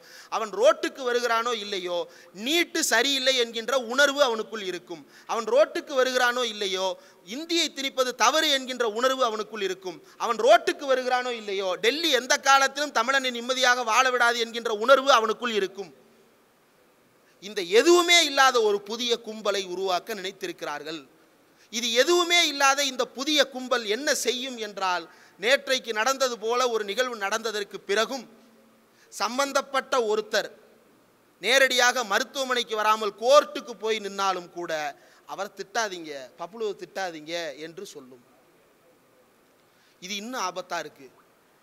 ஒரு கும்பல் மனநிலையோட, ஒரு ரசிக வெறியோட கூட்டத்தில் போய் உயிரை விட்டதற்கு பிறகும், 39 பேர் இறந்ததற்கு பிறகும் கூட என்ன செய்கிறார்கள் என்றால், அவரை திட்டாதீங்க, அவர் பாவம் சின்ன வயசுலேயே தங்கச்சியை பறி கொடுத்தவர், இந்த 40 உயிரை பார்த்துட்டு அவர் சும்மா இருப்பாரா, அதனால வீட்டில் உட்காந்து அழுகிறாரு. இதே மாதிரி நாளைக்கு சீஃப் மினிஸ்டர் சொல்லும்போது இவன்லாம் அமைதியாக இருப்பானா? நாளைக்கு தமிழ்நாடு முதலமைச்சர் யாரோ ஒருத்தர் இருக்கட்டும், ஸ்டாலினோ எடப்பாடி பழனிசாமியோ ஓ பன்னீர்செல்வமோ சசிகலாவோ யாரோ ஒருத்தர் இருக்கட்டும், இப்படி ஒரு முதலமைச்சர் இவ்வளவு பெரிய படுகொலைகள் நடந்ததற்கு பிறகு அவர் வீட்டில் இருக்கிறாரு, பொறுமையாக இருக்குப்பாரு, உங்களை மாதிரி அவசரப்பட மாட்டார் அப்படின்னு சொல்லிட்டு அவர் வீட்டுக்குள்ளே இருந்தால் இந்த கும்பல் சும்மா இருக்குமா? சும்மா இருக்காது. ஆனால் வேறு ஒரு எக்ஸ்கியூஸை தொடர்ந்து கொடுக்குது. இதில் ஊடகங்களினுடைய பங்கு இந்தியாவினுடைய சவால்களில் மிக முக்கியமான ஒரு பெரிய பிரச்சனை ஊடகங்கள். இன்றைக்கு இருக்கக்கூடிய வெகுஜன ஊடகங்கள் என்று அவர்களை சொல்லுவதில் எனக்கு எந்த விதமான உடன்பாடும் கிடையாது. இங்கிலீஷில் கமர்ஷியல் மீடியா என்று வேண்டுமானால் சொல்லலாம், கார்ப்பரேட் நிறுவனங்கள் என்று வேண்டுமானால் சொல்லலாம். இந்த கார்ப்பரேட் ஊடகங்களினுடைய வேலை என்னவாக இருக்கிறது என்றால், அவர்களுடைய பெரும்பாலான நோக்கம் 3 பாயிண்டில் இருந்த டிஆர்பி 13 பாயிண்ட்டுக்கு வந்தால் போதும், அதற்கு யார் வந்தாலும் நான் ப்ரமோட் பண்ணுவேன். ஒரு பழைய பேட்டி ஒன்று, அந்த பேட்டியை ஒரு தோழர் ஒருவர் இன்றைக்கு சுட்டி காட்டினார். அருந்ததி ராய் அவர்களிடம் ஒரு ஊடகவியலாளர் ஒரு கேள்வி கேட்கிறார். ஏன் இதை தொடர்ந்து காட்டிக்கிட்டே இருக்கீங்கன்னு அருந்ததி ராய் கேட்டபோது, அதை தான் எல்லாரும் பார்க்குறாங்க அதனால காட்டுறோம் அப்படின்னு சொன்னபோது, why don't you telecast pornography, ஏன் பார்னோகிராஃபி காட்டக்கூடாது, எல்லாரும் பார்ப்பாங்கல்ல, பார்த்துக்கிட்டே இருப்பாங்கல்ல, மனுஷன் பார்த்து சலிக்காத ஒன்றும் இல்லை, அதை போடுங்களேன். நீங்கள் போட தேவையில்லை, நீங்கள் ஏற்கனவே பண்ணிட்டு இருக்கிறதே பார்னோகிராஃபி தான் என்று அருந்ததி ராய் அந்த பேட்டியில் சுட்டி காட்டினார். அதுதான் இந்தியா முழுவதும் நடைபெற்று கொண்டிருக்கிறது. எந்த கம்யூனிஸ்ட் கட்சி மாநாட்டுக்கும் மாநாட்டை கூட முழுமையாக ஒளிபரப்பியதாக இந்திய வரலாற்றில் எந்த ஊடகத்துக்கும் வரலாறே கிடையாது. ஏன் திமுக மாநாட்டுக்கு கூட அது கிடையாது. ஸ்டாலின் பேசும்போது லைவ் ஸ்டார்ட் ஆகும், ஸ்டாலின் முடித்தவுடன் பேச்சு லைவ் கட் ஆயிரும். காங்கிரஸ் மாநாடுனா ராகுல் வந்தால் மட்டும்தான் அந்த மாநாட்டுக்கு லைவே. செல்வ பிறந்தையை பேசினாருன்னு லைவ் கிடையாது. தோழர் சண்முகமோ அல்லது மற்ற தோழர்களோ பேசுகிறாங்க அப்படின்னா அது ஏதோ ஒரு பத்திரிகையில் பெட்டி செய்தியாக வேண்டுமானால் போடப்படுமே தவிர எந்த ஊடகத்திலும் லைவ் டெலிகாஸ்டில் வராது. என்னைக்கு வந்திருக்குது. ஆனால் அந்த நடிகர் வருகிறார் என்று சொன்னவுடன் காலையிலிருந்து மறுநாள் வரைக்கும் 24 மணி நேரத்திற்கு மேலே கடன் வாங்கி ஒளிபரப்பு. நீங்கள் கள்ளக்குடி கொண்ட கருணாநிதி வாழ்கவே பாட்டை டிவியில் கேட்டிருக்கீங்களா? டிவியில் கேட்டிருக்கீங்களா? புதிய தலைமுறை, நியூஸ் 18 அந்த சேனலில் கேட்டிருக்கீங்களா? ஓ, என்டர்டெயின்மெண்ட் சேனல் இருக்குது, அவங்களுக்கு தனியாக வருவோம். நியூஸ் சேனல்ஸில் நீங்கள் இந்த பாட்டை கேட்டிருக்கீங்களா? எவ்வளவோ புரட்சிகர பாடல்கள் இருக்குது. தோழர் கோவன் பாடிய பாடல்கள் என்னைக்காவது டிவியில் கேட்டிருக்கீங்களா? ஒரே ஒருக்கு கேட்டோம். அது என்ன அப்படின்னா, அவர் மேலே கேஸு போட்டதுனால வேறு வழி இல்லாமல் அதை போட்டு காட்டினான், அதனால் அந்த பாட்டு கேட்க முடிஞ்சது. மற்ற எந்த பாட்டையும் கேட்டதில்லை. ஆனால் 24 மணி நேரமும் தொடர்ச்சியாக அந்த நபர் பேசுகின்ற நேரத்தை தவிர மற்ற எல்லா நேரமும்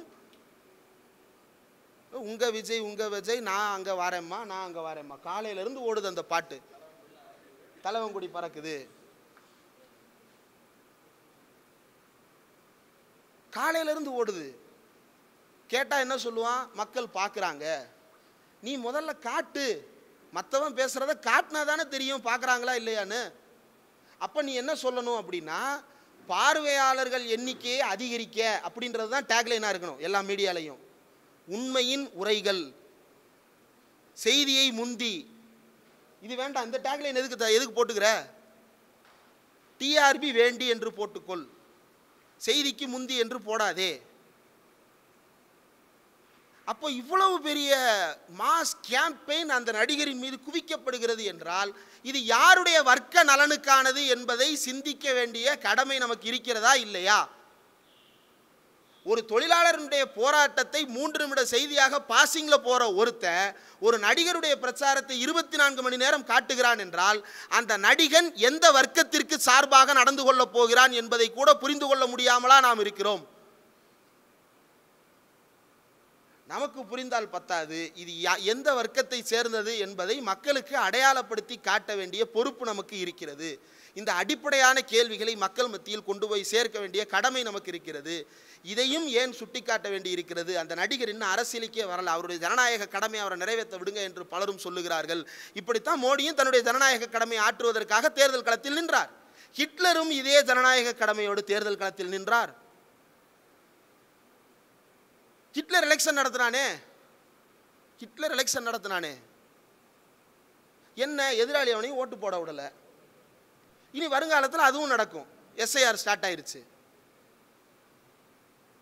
நான் சாம்பு மௌனே ஓட்டில் நினைக்கிறியா? இந்த அவன் ஓட்டு எடுத்துப்போம், இவன் ஓட்டு எடுத்துப்போம், எல்லா ஓட்டையும் நம்மளே போட்டுப்போம் அப்படின்னு வசூல் ராஜால கமலஹாசன் சொல்ற மாதிரி நம்ம எல்லாம் ரூமா போட்டு அடைச்சிட்டு அவன் எல்லா பொட்டிகளையும் இறக்கி கொண்டிருக்கிறார்கள்.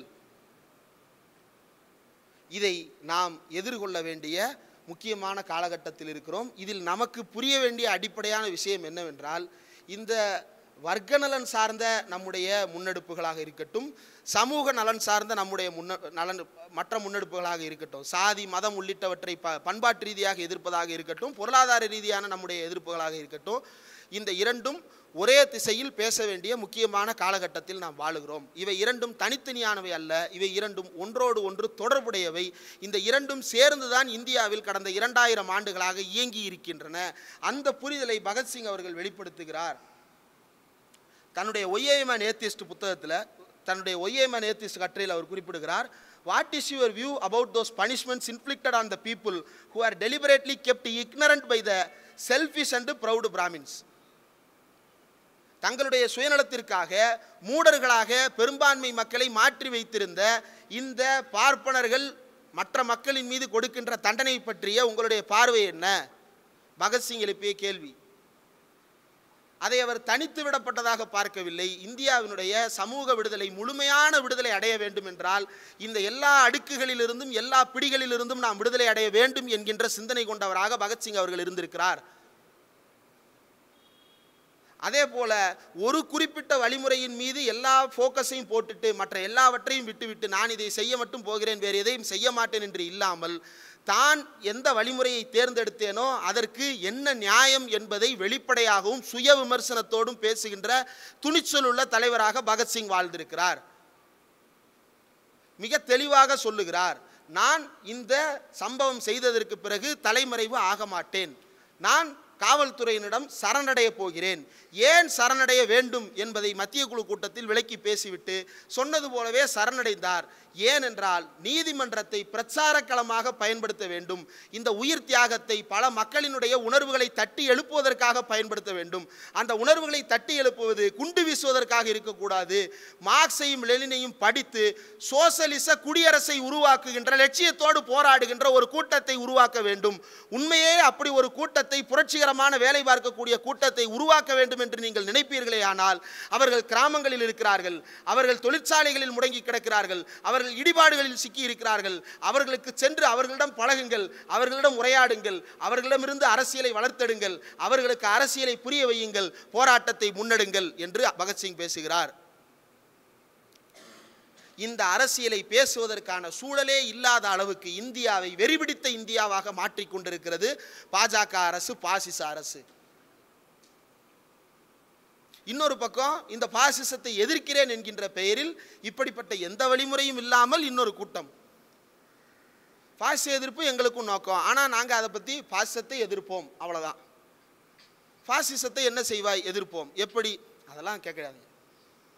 அதெல்லாம் ஏன் கேட்குறீங்க? நாங்கள் எதிர்ப்போம் அவ்வளோதான். தண்ணி குடிப்பியா? மாட்டேன். அப்புறம் எப்படி வாழுவ? ஒரு கேள்வி தான் சார் கேட்கணும், சும்மா ரெண்டாவது கேள்விலாம் கேட்கக்கூடாது. இது ஒரு அரசியல் கட்சி தலைமைக்கான தகுதியா அல்லது ஒரு அரசியல் நடத்துவதற்கான தகுதியா? ஆக நாம் ஏதோ ஒரு மூலையில் யாரோ ஒரு நடிகர் என்னமோ செய்கிறார் என்று பார்ப்பதும், எங்கேயோ டெல்லியில் உட்கார்ந்து கொண்டு ஒரு ஏகாதிபத்தியம் அதானியும் அம்பானியும் இயக்குவது என்பதும் இரண்டு வேறானவை அல்ல. இது அனைத்தும் ஒரே வர்க்கத்தினுடைய நலன் சார்ந்ததாகத்தான் வந்து நிற்கும். அதை நாம் அம்பலப்படுத்த வேண்டும், மக்கள் மத்தியில் கொண்டு போய் சேர்க்க வேண்டும். அடுத்ததாக பகத்சிங் அவர்கள் எழுப்புகின்ற முக்கியமான கேள்விகளோடு பகத்சிங்கோடு சேர்ந்து கைதான பட்டுகேஸ்வர் தத் உள்ளிட்டவர்கள் தங்களுடைய நீதிமன்றத்தின் வாக்குமூலத்தில் ஒரு அடிப்படையான விஷயத்தை சுட்டி காட்டுகிறார்கள். Under the garb of custodians of law and order they break peace, create disorder, kill people and commit all conceivable crimes. The sanctity of law can be maintained only so long as it is the expression of the will of the people.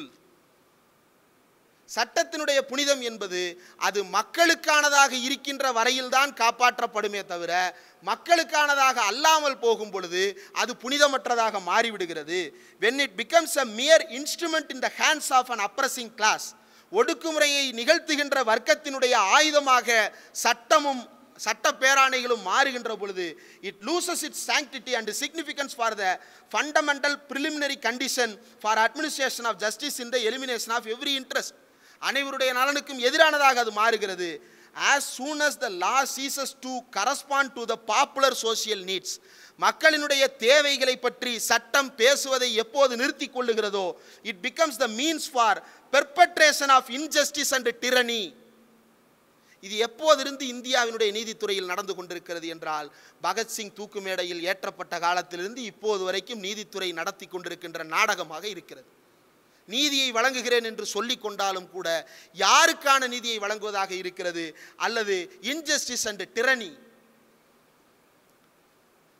அநீதியையும் கொடுங்கோன்மையும் நிகழ்த்துகின்ற கருவியாக நீதித்துறையும் சட்டத்துறையும் மாறி இருக்கிறது, மாறிவிடும் என்று எச்சரித்தார்கள். பட்டுகேஸ்வர் தத் உள்ளிட்ட தோழர்கள் எச்சரித்தார்கள்.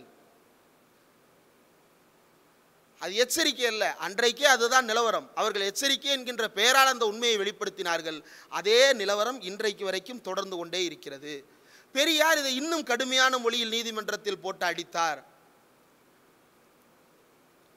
பார்ப்பான் நீதிபதியாய் ஆட்சியாளனாய் வாழுகின்ற நாடு கடும்புலி வாழும் காடே ஆகும், நான் புலி வேட்டைக்காக வந்திருக்கிறேன். பஞ்சாபில் தோன்றிய பகத்சிங்கிற்கும் ஈரோட்டில் தோன்றிய பெரியாருக்கும் நோக்கம் ஒன்றுதான், இந்த சமுதாயம் உண்மையான விடுதலை அடைய வேண்டும். இரண்டு பேருடைய இரண்டாவது நோக்கமும் ஒன்றுதான், இது ஒரு சோசலிச குடியரசாக மாற வேண்டும் என்று. திமுகவினுடைய துவக்க நாட்களை எடுத்து பாருங்கள், அண்ணாவினுடைய பேச்சுக்களை, கலைஞருடைய பேச்சுக்களை எடுத்து பாருங்கள். அங்கே வரைக்கும் அதனுடைய தாக்கம் என்ன இருக்கும் அப்படின்னா, சோசலிச குடியரசை உருவாக்குவது, சமத்துவ சமதர்ம குடியரசை உருவாக்குவது என்கின்ற சொற்கள் தொடர்ந்து பயன்படுத்தப்பட்டு கொண்டே இருக்கும். பகத்சிங்கிற்கும் தமிழ்நாட்டில் இருக்கக்கூடிய தந்தை பெரியாருக்கும் இருந்த உணர்வு ஒன்றுதான். இந்த கனெக்டிங் டாட்டை நாம் கண்டுபிடிப்பதற்கு நீண்ட காலம் ஆகியிருக்கலாம். ஆனால் ஒரு முக்கியமான காலகட்டத்தில் இந்த இரண்டு தலைவர்களையும் ஒன்றாக இணைத்து பேசி உரையாடல் நிகழ்த்தி மக்களை அணிதிரட்ட வேண்டிய ஒரு காலகட்டத்தில் நாம் இதை நிச்சயம் பேசியே ஆக வேண்டும். இதில் பகத்சிங்காக இருக்கட்டும், பெரியாராக இருக்கட்டும், அம்பேத்கராக இருக்கட்டும், மூன்று பேரும் சண்டை போட்டது ஒரே ஒருத்தரோட தான். மூணு பேரும் காமனாக சண்டை போட்டது ஒரே ஒருத்தரோட தான். யாரு கூட?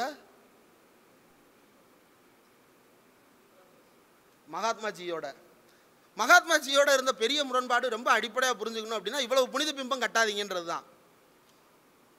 அவர் சொல்றாரு, கன்சிடர் பண்ணுவோம், தப்பா இருந்தால் தப்புன்னு தான் சொல்லுவோம், புனித பிம்பம் கட்டாதீர்கள் என்பதுதான் அங்கு. இந்த புனித பிம்பம் என்பது எந்த அளவிற்கு ஆபத்தானது என்றால், அம்பேத்கருக்கு புனித பிம்பம் கட்டி அம்பேத்கர் எங்காலுன்னு சொல்றான், திருவள்ளுவருக்கு புனித பிம்பம் கட்டி திருவள்ளுவர் எங்காலுன்னு சொல்றான். இதுல கொடூரத்திலும் கொடூரம் என்னவென்றால், பகத்சிங்கினுடைய நினைவாக மலர் வெளியிட்டிருக்கிறது பாஜக.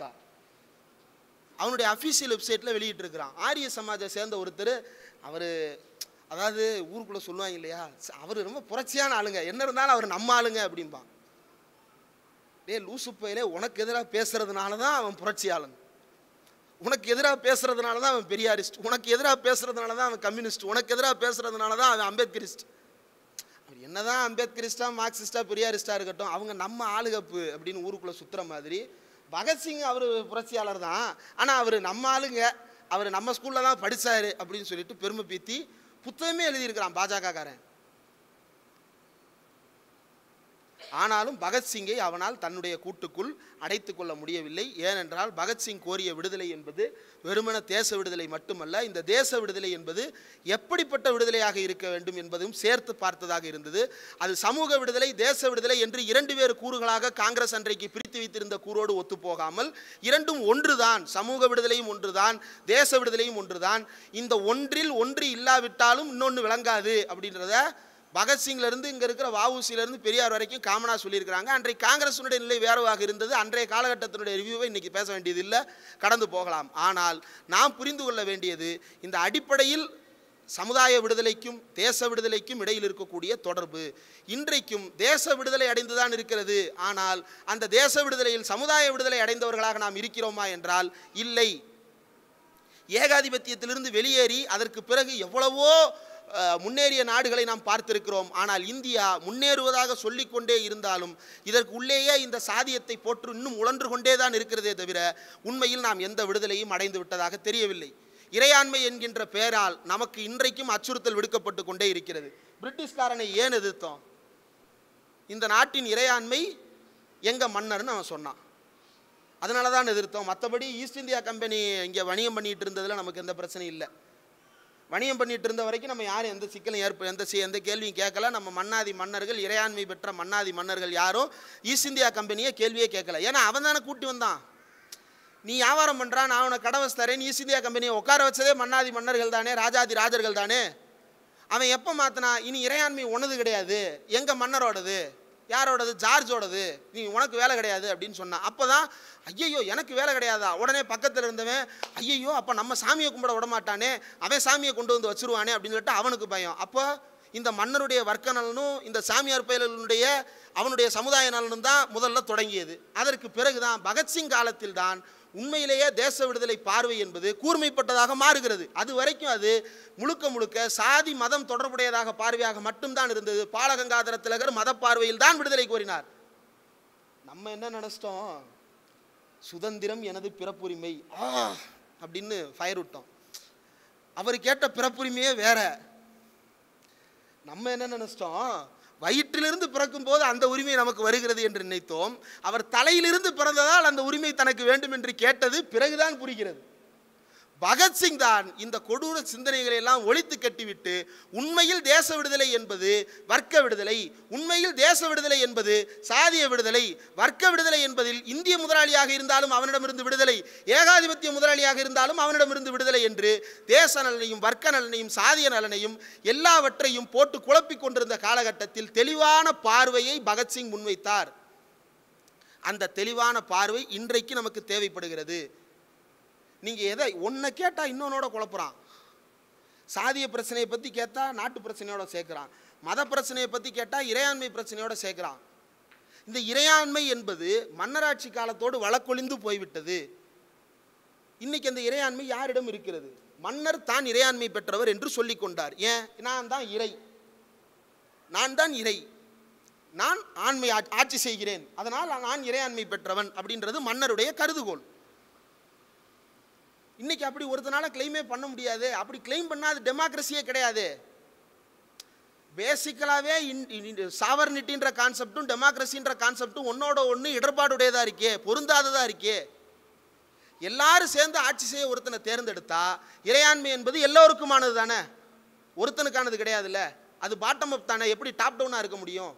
ஆனால் பாட்டம் அப்பாக இன்றைக்கி யாராவது ஒரு இறையாண்மை தொடர்பான கேஸ் போடுங்க பார்ப்போம். இந்திய அரசு இந்திய இறையாண்மைக்கு எதிராக என்னை பாதித்து விட்டதுன்னு உங்களால் கேஸ் போட முடியுமா? என்னால் கேஸ் போட முடியுமா?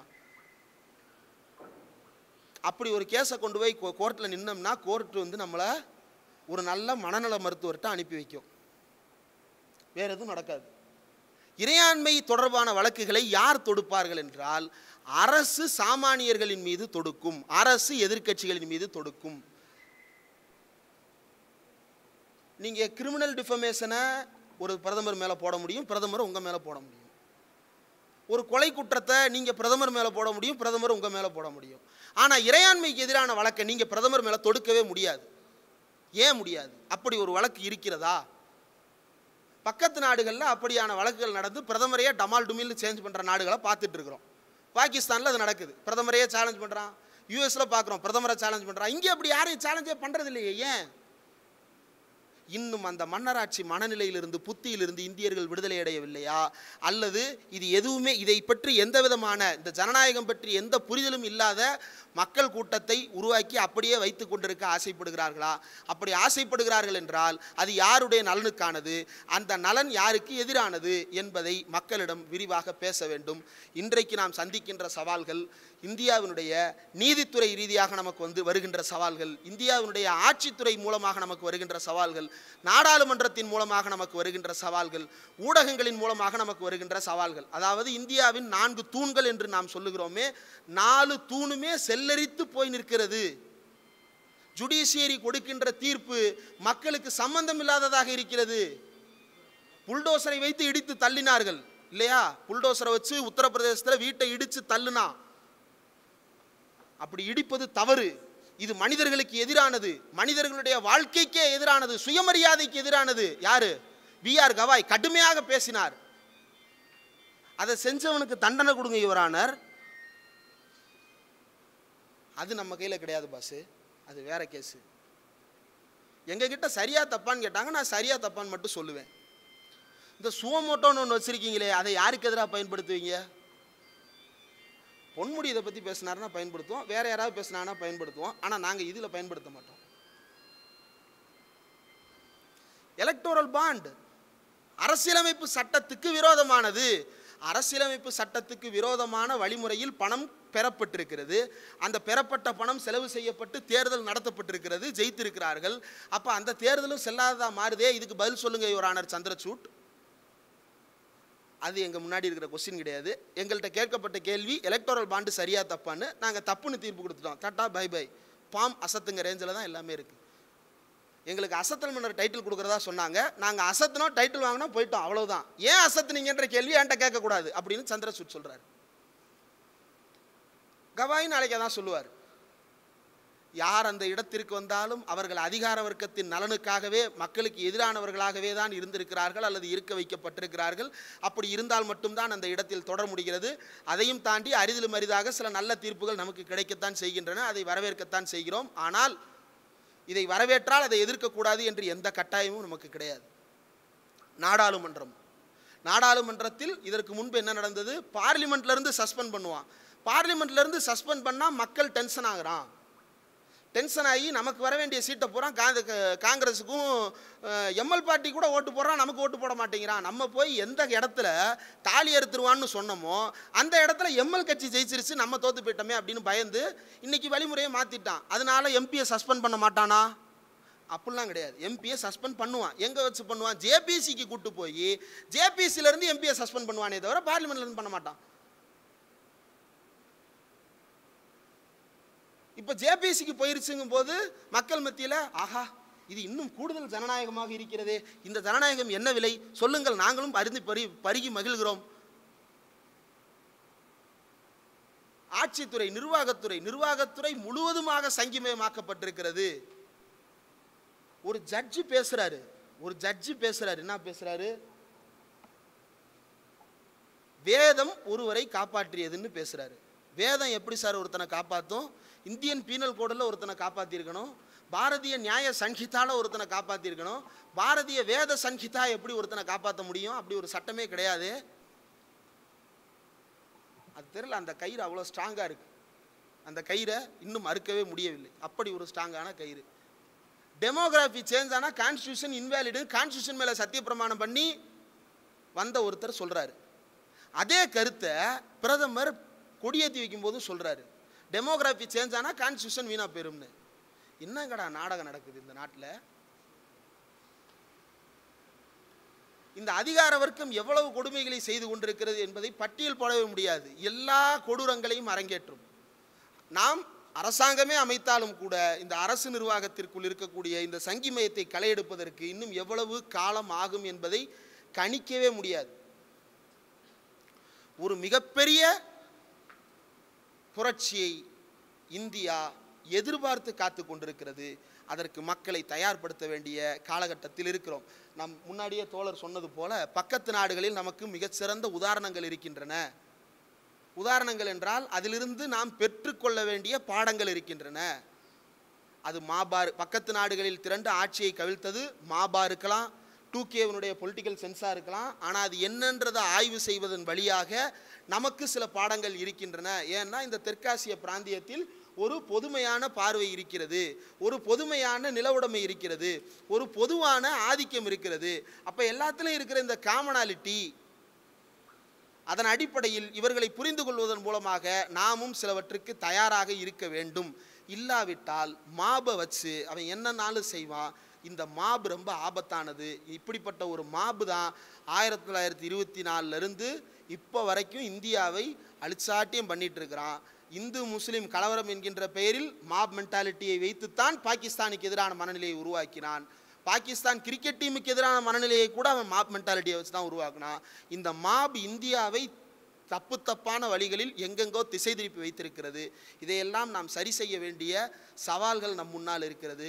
அதற்கு தோழர் பகத்சிங் சொன்னது போல இந்த கேளாத செவிகள் கேட்பதற்கு நமக்கான வழிமுறைகளை நாம் திட்டவட்டமாக தயாரித்து கொள்ள வேண்டும். அது குண்டும் துப்பாக்கியும் மட்டும் அல்ல, பழையவை புதியனவற்றால் மாற்றம் செய்யப்படுவதுதான் உண்மையான புரட்சி. அப்படி மாற்றம் செய்யப்படுவது சோசலிச குடியரசாக இருக்க வேண்டும். அப்படி மாற்றம் செய்யப்படுவதில் சாதிய மத அடிப்படைவாதங்கள் இல்லாததாக இருக்க வேண்டும். அப்படி மாற்றம் செய்யப்படுவதில் இந்தியா முழுவதும் உலகம் முழுவதும் இருக்கக்கூடிய பாட்டாளி வர்க்கத்தினுடைய நலன் பிரதானப்படுவதாக இருக்க வேண்டும். அப்படிப்பட்ட நிலையை நோக்கி நகருவோம், போராடுவோம் என்பதுதான் தொடர் செயல்பாடுகளாக இருக்கிறது. டிஒய்எஃப்ஐ முன்னெடுத்திருக்கின்ற இந்த முயற்சிகளுக்கு என்னுடைய முழுமையான வாழ்த்துக்களையும் நன்றியையும் தெரிவித்துக் கொள்கிறேன். ஏனென்றால் இப்படியான மாபுகள் உலாவிக் கொண்டிருக்கின்ற நாட்டில் மக்களை அரசியல் படுத்துகின்ற அமைப்புகளினுடைய சவால்கள் தான் இருப்பதிலேயே அதிகம். ஆட்சியை அமைச்சதுக்கப்புறம் என்ன செய்ய போகிறோன்றது வேறு சவால். ஆனால் இந்த சமுதாயத்தை நாம் எப்படி கையாள போகிறோம் என்பது மக்கள் இயக்கங்கள் முன்னால் இருக்கக்கூடிய ஒரு மிகப்பெரிய கேள்வி. அதை இது போன்ற கூட்டங்களின் மூலமாக தொடர்ந்து அட்ரஸ் பண்ணிட்டு இருக்கிற தோழர்கள் அனைவருக்கும் என்னுடைய நன்றி.